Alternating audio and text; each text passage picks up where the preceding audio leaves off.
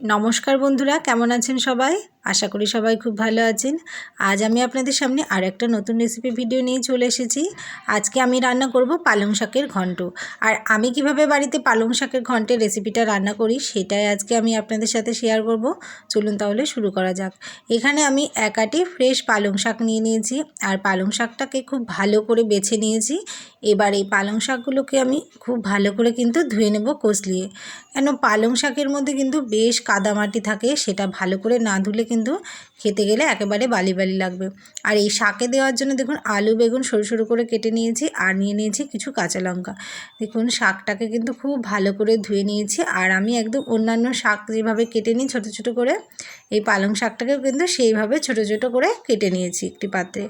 এবার কড়াইয়ের মধ্যে দিয়ে দিয়েছি বেশ খানিকটা সর্ষের তেল আর এই তেলের মধ্যে দিয়ে দিলাম দুটো শুকনো লঙ্কা আর দিয়ে দিলাম হাফ চামচ পাঁচফোড়ন।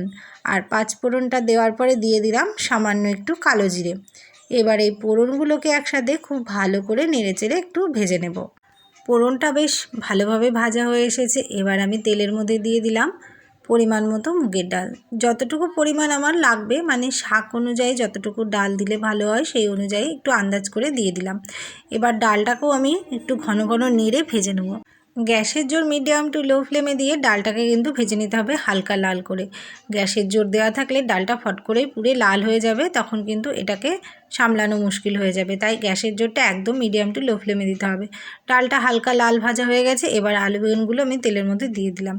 একটু হালকা ভেজেছি কারণ আলু বেগুনের সাথেও তো আবার ভাজা হবে ডালটা, তাই একটু হালকা করে আগে ভেজে নিয়ে তারপর আলু বেগুনটা দিয়েছি।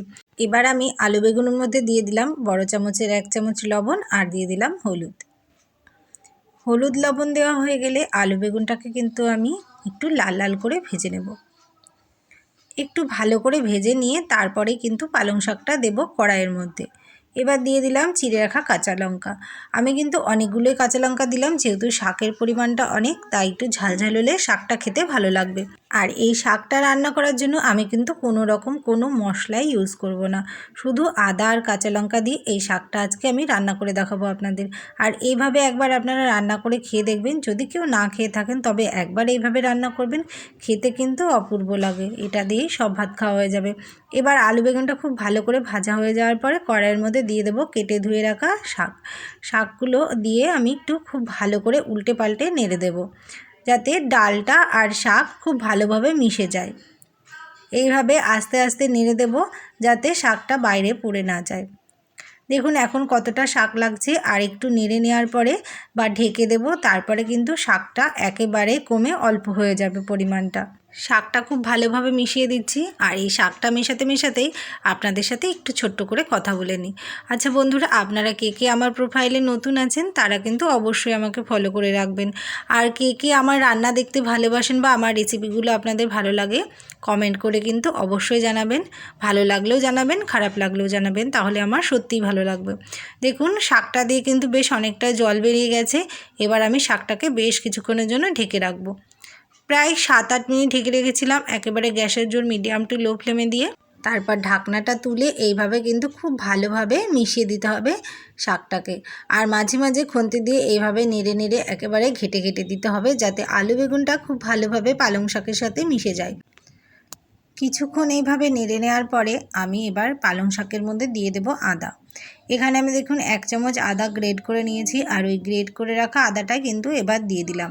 এবার আদাটা দেওয়ার পরেও খুব ভালোভাবে ঘন ঘন নেড়ে নেড়ে মিশিয়ে নেব, যাতে করে আদাটা এক জায়গায় না লেগে থাকে, সমস্ত শাকের সাথে যাতে খুব ভালোভাবে মিশে যায় সেটা কিন্তু খেয়াল রাখতে হবে। এবার আমি একটু শাক তুলে নিয়ে ঝাল লবণটা টেস্ট করে নেব। যেহেতু আমি আর লবণ দিইনি শাকটা দেওয়ার পরে, লবণ হলুদ কিছুই দিইনি, একবারে আগে বেশি করে দিয়েছিলাম, তাই এখন টেস্ট করে নিলাম। আর লবণ ঝালটা কিন্তু একেবারেই পারফেক্ট আছে। পালং শাকে খুব একটা বেশি লবণ লাগে না, আর এইভাবে ঘন্ট রান্না করলে তো খুব অল্প লবণেই হয়ে যায় রান্নাটা। দেখুন খুব তাড়াতাড়ি কিন্তু আমার রান্নাটা রেডি হয়ে গেছে, আর কত সুন্দর হয়েছে পালং শাকের এই ঘন্টটা দেখতে। এইভাবে কিন্তু শুকনো করে নামিয়ে নিতে হবে, তবেই কিন্তু টেস্টটা আসবে খুব ভালোভাবে। আর আপনারা যদি কেউ রস রাখতে চান তাহলে আর একটু আগে রেখে দেবেন, মানে একটু আগের পর্যায়ে শাকটাকে নামিয়ে নেবেন।